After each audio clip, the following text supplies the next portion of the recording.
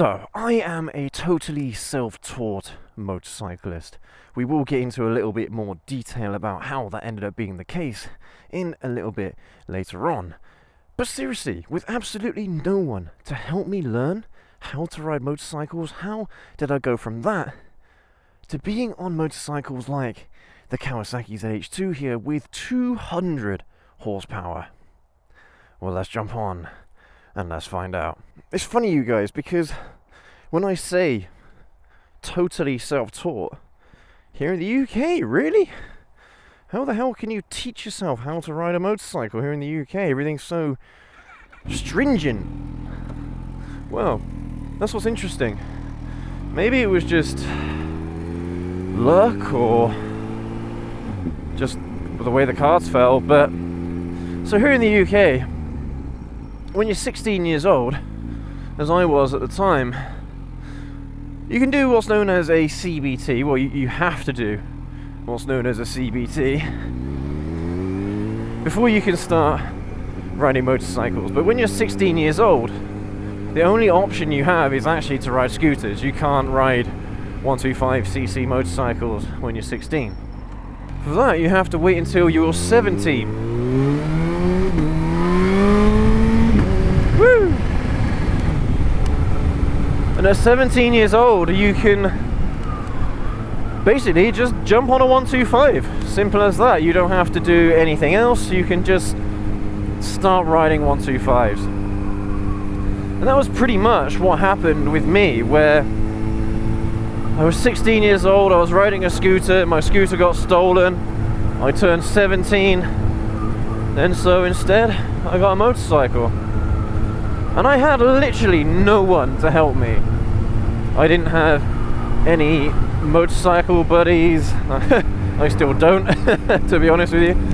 But no one in my family knew how to ride bikes at the time. And this was 2006, 2007, when platforms like YouTube were just in their infancy. So there was not a lot of information out there on places like YouTube or Facebook. I don't even think Instagram was a thing back then. So literally everything I've learned, I had to learn on my own. And even though I went to go on to do my motorcycle test when I was 17, in that same year pretty much, by that point I was already a fairly competent motorcycle rider. I knew how everything worked at that point. Yeah, there were the minor details that motorcycle instructors have to teach you when you go on to do your full license. I mean, especially when it comes to doing things like your Mod 1, where it's in an enclosed environment. It's like a training ground, pretty much. And then the second bit, where, yeah, you're doing a road test, that for me was an easy bit. That was the easy bit. And that is literally how it went down for me. And it is entirely possible, despite the fact that riding a motorcycle, when you're starting off, it isn't easy. There's a lot of things that you got to think about all at the same time. So you got to think about the throttle, the clutch, the gears, the brakes, the leaning, the motion, because obviously there's another axis that you have to consider when you're riding a motorcycle compared to driving a car. There's a lot to think about.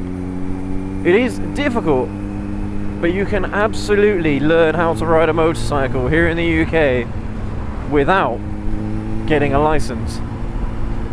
And we've done a video about this before, but literally, if you struggle riding motorcycles, don't do your CBT on a motorcycle. I know that sounds totally counterintuitive, but do your CBT on a scooter, just like I did. Even if you're over 16 years old, you can still do your CBT on a scooter. They don't care, as long as they can get you in and out the door. The CBT is just a bit of red tape. And so at that point, once you've got the CBT, you can get yourself a motorcycle and start practicing how to ride it. Start learning how to ride it in your own time. You can start figuring it out. Because at the end of the day, it doesn't matter what someone tells you, what someone teaches you, you have to put in the legwork. you have to learn how to ride the motorcycle on your own regardless. You're the one that has to figure it out. So all that I'm doing in this process is pretty much skipping out the middleman. And in this point in time, motorcyclists these days are so lucky because there's so many references now. You've got videos on YouTube, you've got Reddit, you've got motorcycle magazines or articles online. There's so many resources now on the internet. There's so much good instructional content out there about how to ride a motorcycle that you have all the information in the world that you would ever need. You've got a lot of instructors all telling you pretty much to do the same thing. There are tutorials online that are more in depth. There are tutorials where, a bit like ours, there's a little bit intermediate, a little bit in between. It's a little bit like, here's the gears, here's the clutch, here's the throttle, here's the brakes, this is how you use them, that kind of thing. And you've got videos that literally within about 10 minutes they will show you exactly how to ride a motorcycle. And I suppose it gives you the option to just re-watch certain parts of the video if you didn't quite catch it first time round, and then you just try and apply what you've seen on those videos to riding your motorcycle.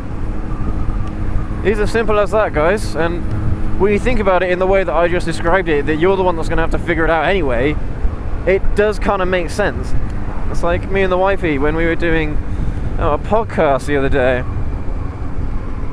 We were talking about that process where it's showing someone how to ride a motorcycle. There are loads of different methodologies and strategies that you can use to help people learn skills, whether that be riding a motorcycle or anything else. But at the end of the day, the person who is actually in the cockpit riding the bike is the one who has to learn how to do it. They're the ones that have to learn how the clutch works, how the gears work, and a lot of that is figuring it out on your own. As harsh as that kind of sounds, because you have to try and apply what someone says or what someone shows you to an actual practical thing, a real thing. And that is always harder said than done. So don't get me wrong here, there is absolutely valuable information that I learned when I was going through my motorcycle license, because they didn't teach me how to ride a motorcycle on my CVT because I was doing it on a scooter at the time. But they absolutely gave you information that is valuable, that you can take away with you, little nuggets of information that you can take away and apply to your riding, no matter whether you've been riding for a year or 2 years. There's still things that you can learn from motorcycle instructors when you're doing your motorcycle test, which is all good and all, but the basics, I had to do that all myself. And that's the thing, I suppose, as well, when they do give you these little nuggets of information, it's a case of, well, you already have to know the basics to understand where they apply, if you know what I mean. And I mean, that is pretty much where my motorcycle career started. Back then, when you did your motorcycle test at 17, you're on A2 for 2 years, so when I turned 19, I could ride any motorcycle I wanted after that, so I was on A2 between 17 and 19. Nowadays, A2 is a little bit more of a convoluted process. But yeah, that's pretty much how it all went down. And of course, as you put more hours in the saddle, you get more confident.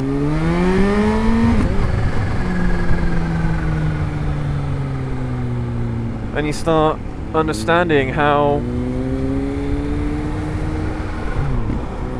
You start realizing that riding a bigger motorcycle isn't actually as scary as it might sound, because as much as bikes like the ZH2 here produce 200 horsepower at the crank maximum and 130 odd newton meters of torque,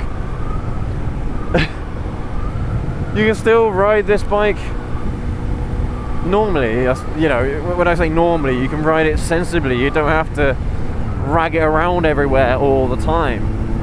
You know, at the moment I've got it in the road mode as well, which, I don't know, it limits the power output by about 25%. It's still plenty of power, especially on an autumn's morning on my way to work. It's just a bit of a no-brainer, really. But bikes like this are a hell of a lot of fun, you guys, and even though it might seem very difficult in the beginning, learning how to ride a motorcycle, all you got to do is just spend some time riding your bike. And to be honest with you, I know this sounds a little bit counterintuitive as well. I think quite a few of the things I've said already today might seem a little bit counterintuitive, but don't worry about the safety aspect of riding a motorcycle. Yes, it is important, but when you're learning to ride, when you're getting those vital skills, those beginner understandings of how a motorcycle works, how you ride it, don't worry about the safety. You worry 100% about how the motorcycle works. You put in 100% effort into understanding how a motorcycle is ridden.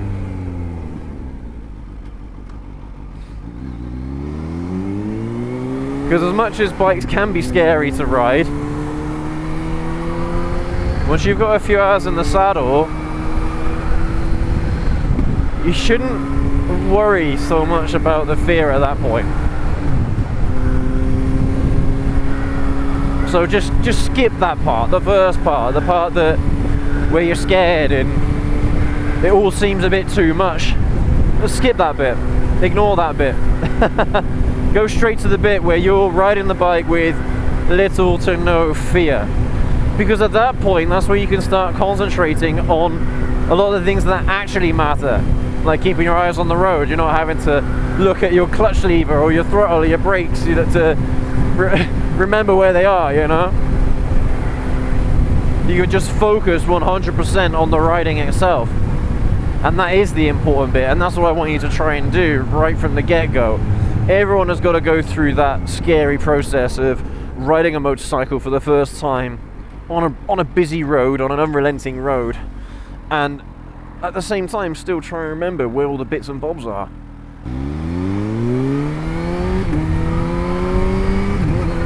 No, I'm not gonna lie, I went through that exact same process. I was scared as well.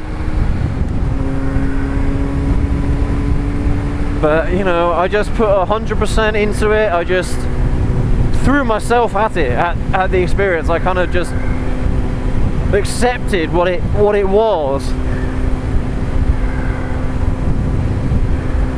Because yeah, riding a motorcycle can be dangerous, but it all comes down to the way you ride it. We've done videos about this before. The thing is as well, the way how I do things may have been the long way to do it. If you do have someone that already rides bikes, you know someone, and they are willing to help you, ask them questions, ask us questions down in the comment section. We've got loads of motorcyclists that have got decades, literal decades of experience. They'll answer your questions. If I don't myself, they will get back to you. We've got loads of content around riding bikes. From clutch control to the gears to balancing the bikes. A lot of it is on my wife's 125, Kawasaki Ninja 125. So you can check out our Kawasaki 125 playlist, and a lot of it is going to be beginner rider stuff. In fact, no, I say that, I do actually have a playlist already with motorcycle riding tips for beginners.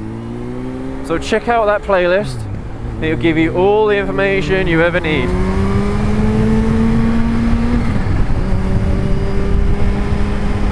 But there's also lots of other content creators out there as well, so don't just take my word for it, of course. Do your research thoroughly, cross-reference the information to make sure that it is correct. Like if a motorcyclist says one thing, or a rider, a journalist, or content creator says one thing, always make sure that another one is saying pretty much the same thing, even if it might be in a different way. Make sure they're on the same kind of lines, if you like, as we are. Despite the fact that, yes, some of the stuff that I said today might sound counterintuitive. Because the thing is, as well, you do get a lot of people who will ride their motorcycles or learn to ride a motorcycle literally from scratch when they come to do their motorcycle test. People who are over, I think, 24, 25 years old here in the UK, you can do a direct access course and just get your motorcycle license just there and then. You don't have to go through the whole process that a lot of younger riders do, going through CBT, A2, things like that. They do all of that all in pretty much one sitting. So, but doing it the way how I did, going through those loops, I think is the better way to do it. Riding on motorways is boring, isn't it? I'm a little bit late for work today, trying to get this video in first thing in the morning. But yeah, get yourself a little bit of that experience under your belt, guys, before you end up going to do your motorcycle test, to do your full license.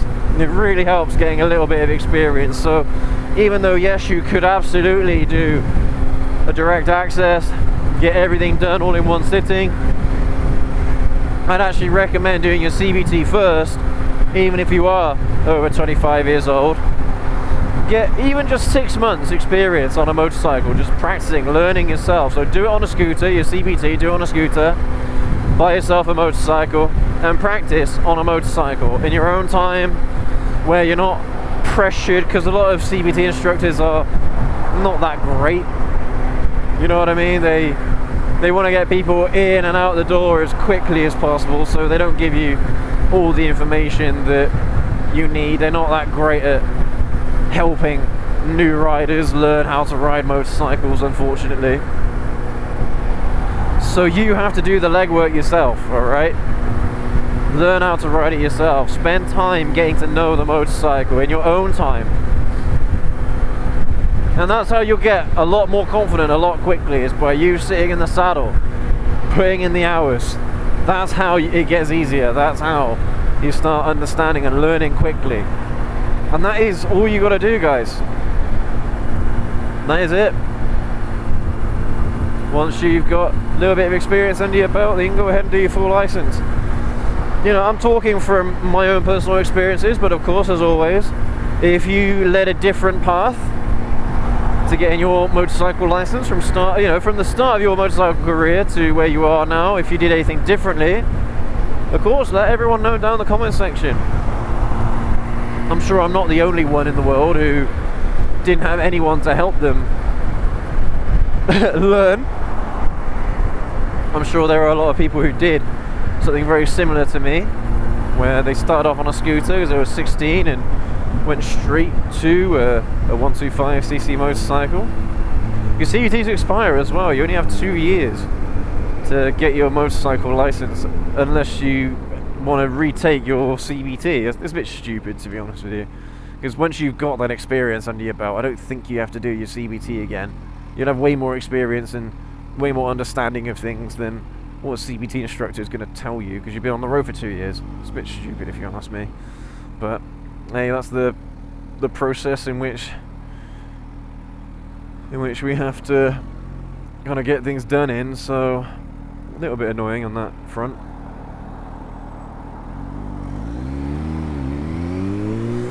But yeah, everyone, literally, I had no help, no riding buddies, no nothing, no internet, no YouTube.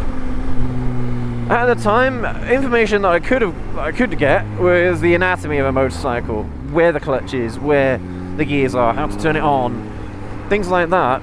You could get information about on the internet back in the day, but everything else I had to put this puzzle together all on my own, and there's absolutely nothing wrong with that.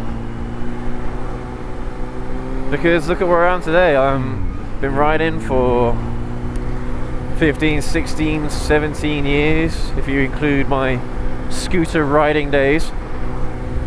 And I've had no problems whatsoever. You know, I get it that some people won't find it as easy as I did. I say easy, I found it hard as well, don't get me wrong. But I understand that some people might struggle to connect the dots, if you know what I mean, between how I started and where I am today. So this is what this video is all about, guys. It's just showing you pretty much the process. But yeah, I hope that that's clarified a few things if you've been following the channel for a little while and you're looking to get your start in motorcycle riding.